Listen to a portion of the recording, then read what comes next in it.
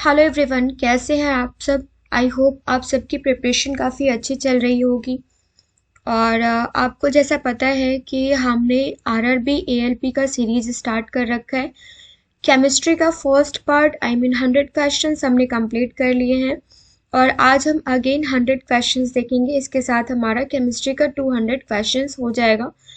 Biology का physics का भी हम 500 क्वेश्चंस कवर करेंगे एंड केमिस्ट्री का भी 500 क्वेश्चंस कवर करेंगे।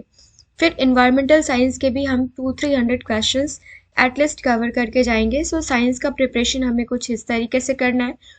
उसके बाद मोस्ट इम्पॉर्टेंट 50+ टॉपिक्स हम देख के जाएंगे साइंस के, जहाँ से क्वेश्चंस पूछे ही जाते हैं।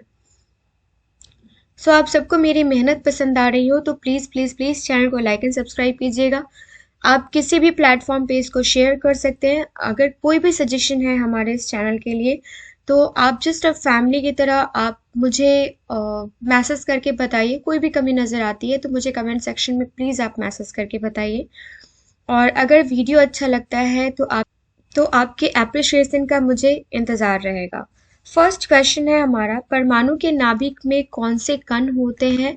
तो ये कौन से कण होते हैं, ये होते हैं प्रोटॉन तथा न्यूट्रॉन। ओके, वह वैज्ञानिक जिसने परमाणु सिद्धांत की खोज की तो ये थे जॉन डाल्टन। एक इलेक्ट्रॉन पर कितना आवेश होता है, तो -1.6 इंटू 10⁻⁻19 कूलम। नेक्स्ट क्वेश्चन है, परमाणु विद्युत होते हैं तो ये क्या है, ये है उदासीन रूप से होते हैं। ओके, इलेक्ट्रॉन की खोज किसने की, थॉमसन ने। प्रोटॉन की खोज किसने की, गोल्डस्टीन ने। ये क्वेश्चंस बार बार पूछे जाते हैं। एक भारतीय वैज्ञानिक जिसका नाम एक विशिष्ट मूल कण के साथ जुड़ा है तो ये कौन है, ये है बोस। न्यूट्रॉन की खोज किसने की, तो ये की चैडविक ने। सो हमने देख लिया इलेक्ट्रॉन की खोज थॉमसन ने, प्रोटॉन की खोज गोल्डस्टीन ने और न्यूट्रॉन की खोज की चैडविक ने। किसी परमाणु का रासायनिक व्यवहार निर्भर करता है उसके न्यूक्लियस के इर्द गिर्द घूमते रहे इलेक्ट्रॉन की संख्या पर। किसी परमाणु में परिक्रमण कर रहे किसी इलेक्ट्रॉन की कुल ऊर्जा सदा घनात्मक होती है। और परमाणु भार का अंतरराष्ट्रीय मानक क्या है, तो ये है C12। एक रेडियो एक्टिव पदार्थ की अर्ध आयु 4 महीने की है। इस पदार्थ के 3/4 भाग का क्षय होने में कितना समय लगेगा, तो ये टोटल 8 मंथ्स लगेगा। पृथ्वी की आयु का आकलन किया जाता है किस विधि के द्वारा, तो ये किया जाता है यूरेनियम डेटिंग के द्वारा। नेक्स्ट क्वेश्चन है, रेडियो कार्बन डेटिंग से किसका निर्धारण होता है, तो ये होता है जीवाश्म की आयु का। परमाणु बम का आविष्कार किसने किया था, तो ये किया था ऑटो हॉर्न ने। ओके, नेक्स्ट क्वेश्चन देखते हैं, परमाणु शक्ति संयंत्र किस सिद्धांत पर काम करता है, तो ये करता है विखंडन पर। और किस प्रकार की अभिक्रिया से सबसे अधिक हानिकारक विकिरण पैदा होता है, तो ये होता है विखंडन अभिक्रिया से। क्वेश्चन नंबर 18 देख लेते हैं फ्रेंड्स, सूर्य से ऊर्जा उत्सर्जित होता है तो ये नाभिकीय संलयन से। कौन सा पदार्थ नाभिकीय रिएक्टर में मंदक का काम करता है, तो ये करता है भारी जल हैवी वाटर। विखंडन की प्रक्रिया उत्तरदायी होती है तो ये परमाणु बम में ऊर्जा मुक्त करने के लिए उत्तरदायी होती है। कौन सा, विखंडन की प्रक्रिया। कोबाल्ट 60 आमतौर पर विकिरण चिकित्सा में उपयुक्त होता है क्योंकि यह उत्सर्जित करता है क्या, तो ये करता है गामा रेज। क्वेश्चन नंबर 22 है, हाइड्रोजन बम किस सिद्धांत पर कार्य करता है, तो ये करता है अनियंत्रित संलयन अभिक्रिया पर। एक रेडियोधर्मी पदार्थ की अर्ध आयु 10 दिन का है, इसका अभिप्राय क्या है, तो ये पदार्थ 3/4 भाग का विघटन, इस पदार्थ का 3/4 भाग का विघटन 20 दिनों में हो जाएगा। ये काफी इंपॉर्टेंट क्वेश्चन है, इस टाइप के क्वेश्चन से 1-2 आजकल पूछे जाते हैं। क्वेश्चन नंबर 24 देख लेते हैं, एक रेडियोधर्मी तत्व जिसके भारत में बड़े भंडार पाए जाते हैं तो ये कौन सा है, तो ये है फ्रेंड्स थोरियम। कल्पक्कम के फास्ट ब्रीडर रिएक्टर में ईंधन है तो ये समृद्ध यूरेनियम। कार्बन डेटिंग किसकी आयु निर्धारण हेतु प्रयुक्त होता है, तो ये जीवाश्म की आयु निर्धारण हेतु प्रयुक्त होता है क्या, कार्बन डेटिंग। क्वेश्चन नंबर 27 है हमारा, किसी धातु के समस्थानिकों के बीच अंतर किनकी भिन्न संख्या की उपस्थिति के कारण होता है? तो ये न्यूट्रॉन के। किसी परमाणु नाभिक का आइसोटोप वह नाभिक है जिसमें प्रोटॉन की संख्या वही होती है परंतु न्यूट्रॉनों की संख्या जो है ये चेंज हो जाती है, भिन्न हो जाती है। एक बार फिर से इस क्वेश्चन को रिपीट करते हैं, इंपॉर्टेंट क्वेश्चन है। किसी परमाणु नाभिक का आइसोटोप वह नाभिक है जिसमें प्रोटॉन की संख्या वही होती है, सेम होती है, लेकिन न्यूट्रॉन की संख्या जो है ये भिन्न हो जाती है। हाइड्रोजन के रेडियो सक्रिय समस्थानिक को क्या कहते हैं? तो ये कहते हैं ट्राइटियम। हाइड्रोजन के समस्थानिकों की संख्या कितनी है? तो ये है 3। सर्वाधिक संख्या में समस्थानिक किसके पाए जाते हैं? तो ये पोलोनियम के पाए जाते हैं।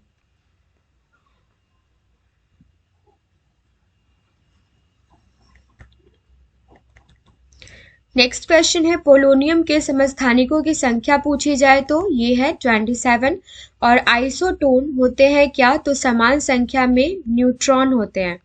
वे आयन जिसमें इलेक्ट्रॉनों की संख्या समान होती है कहलाते हैं सम इलेक्ट्रॉनिक। और किसके उत्सर्जन से संभारिक उत्पन्न होता है? तो ये होता है बीटा किरण।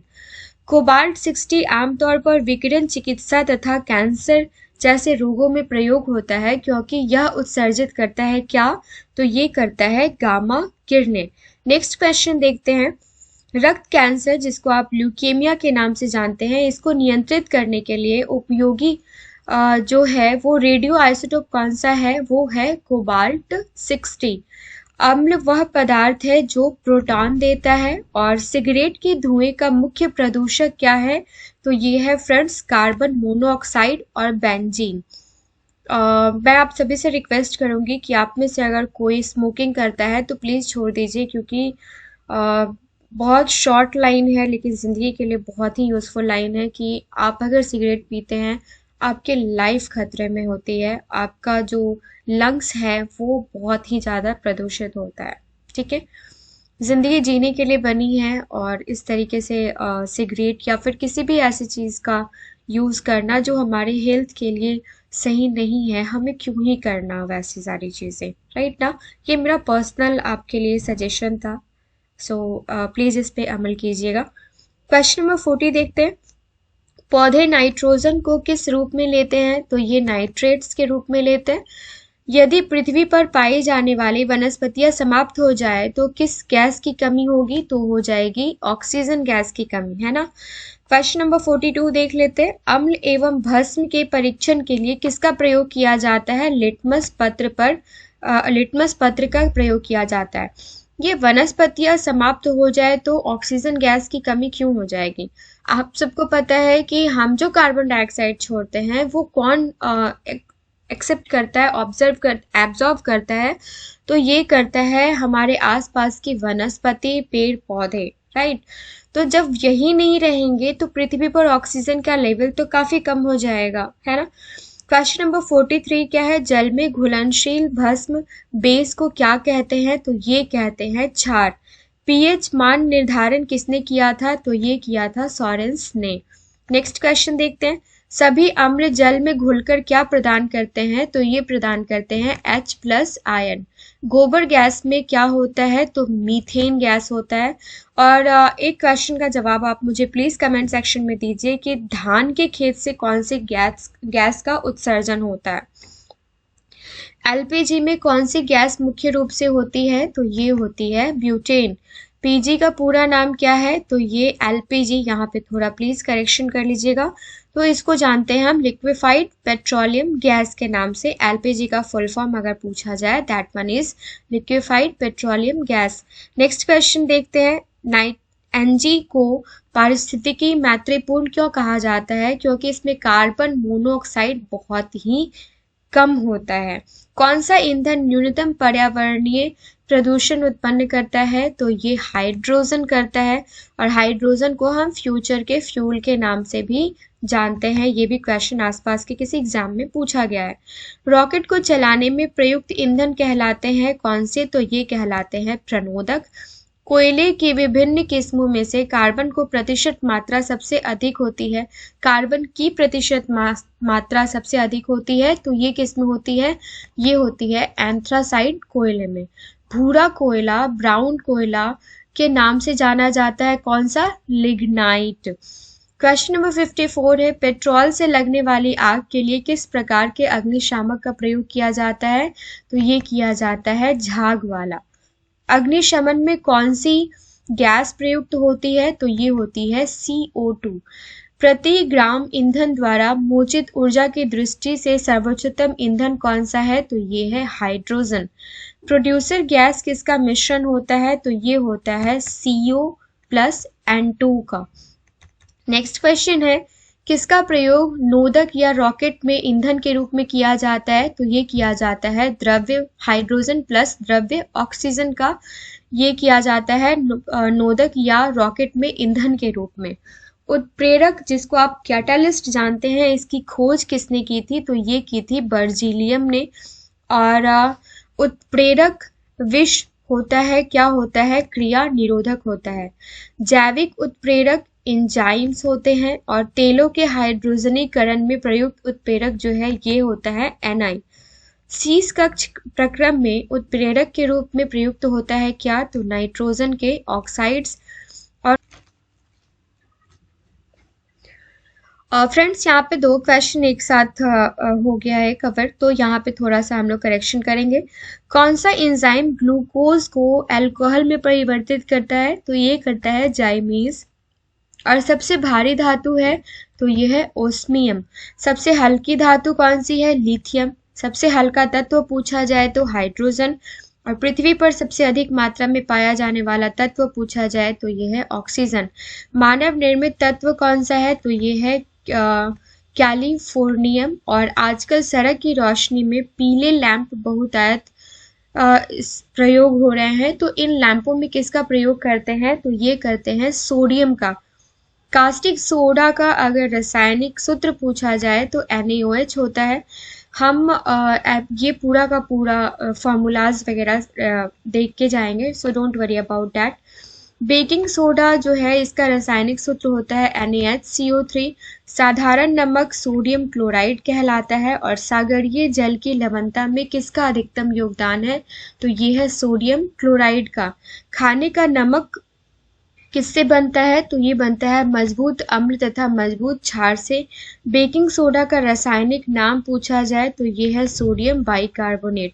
फोटोग्राफी में अस्थायी कण के रूप में प्रयुक्त होने वाला रसायन कौन सा है? तो ये है sodium thiosulphate. Milk of magnesia एक निलंबन है, तो मैग्नीशियम हाइड्रोक्साइड का। नेक्स्ट क्वेश्चन देखते हैं, रेयॉन के निर्माण में कौन सा मुख्य कच्चा माल प्रयोग किया जाता है? तो ये किया जाता है सेलुलोज। नेक्स्ट क्वेश्चन है, फलों के मीठे स्वाद का कारण क्या होता है? तो ये होता है फ्रक्टोज। और कार्बोहाइड्रेट कार्बोज किसके यौगिक है? तो ये यौगिक है कार्बन, ऑक्सीजन और हाइड्रोजन का। सूखने वाले तेलों में काफी मात्रा में होती है, तो ये क्या होते हैं? असंतृप्त वसा अम्लों की। मैथिलिक स्पिरिट में केवल मेथनॉल होता है, यह कथन सही है या नहीं? तो ये नहीं। एमाइडो को किस अभिक्रिया द्वारा एमाइनो में बदला जा सकता है? तो ये बदला जा सकता है हाफमैन के द्वारा। यहाँ पे हमारे लिए जरूरी है ये जानना भी कि मैथिलिक स्पिरिट में मेथनॉल के अलावा और क्या क्या होता है। ओके, तो आई थिंक मेरे हिसाब से यहाँ पे इथेनॉल और मेथनॉल का मिश्रण होता है। एक बार प्लीज आप इसको चेक कर लीजिएगा। मुझे जहां तक ज्ञात है इसमें इथेनॉल एवं मेथनॉल का मिश्रण होता है। एमाइडो को किस अभिक्रिया द्वारा एमाइनो में बदला जाता है? तो ये हाफमैन की अभिक्रिया के द्वारा।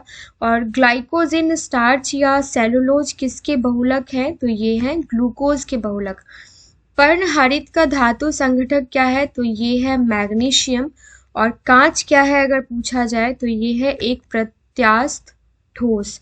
स्टील को कठोरता प्रदान करने के लिए इसमें क्या मिलाया जाता है? तो ये मिलाया जाता है क्रोमियम। राइट। नेक्स्ट क्वेश्चन है, कौन सा पदार्थ सर्वाधिक प्रत्यास्थ है? तो ये है इस्पात। और गैल्वेनीकृत लोहे पर लेप रहता है जिंक का।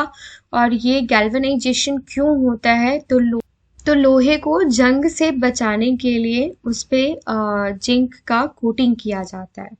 अयस्क को जंग लगने से रोकने के लिए कौन सी प्रक्रिया लाभकारी नहीं है? तो एनिलन प्रक्रिया जो है ये लाभकारी नहीं है। किस पदार्थ के लगाने से कटे स्थान से रक्त का बहना रुक जाता है? तो ये फेरिक क्लोराइड। सर्वप्रथम मानव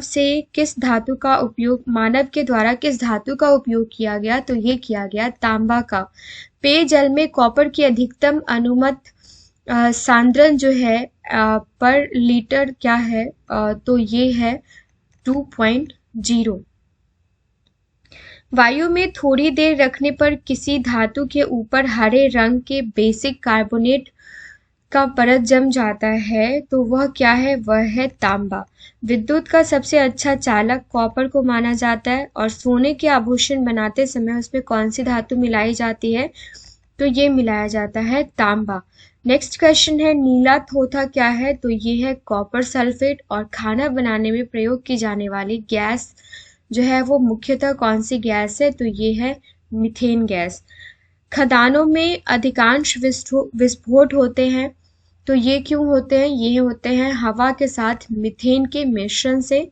और रसोई गैस किसका मिश्रण है? तो ये है ब्यूटेन एवं ट्रोपेन का। सो नेक्स्ट क्वेश्चन है प्रथम विश्व युद्ध में किस गैस को रसायन के रूप में उपयोग किया गया था? तो ये था मस्टर्ड गैस। कितनी बार ये क्वेश्चन पूछा गया है। तो ये आज हमने 103 क्वेश्चंस कंप्लीट कर लिए हैं। आई होप ये वीडियो आपको पसंद आया होगा। कोई भी कमी नज़र आती है तो प्लीज़ मुझे कमेंट सेक्शन में कमेंट करके बताइए। मिलते हैं नेक्स्ट वीडियो में। Thank you so much.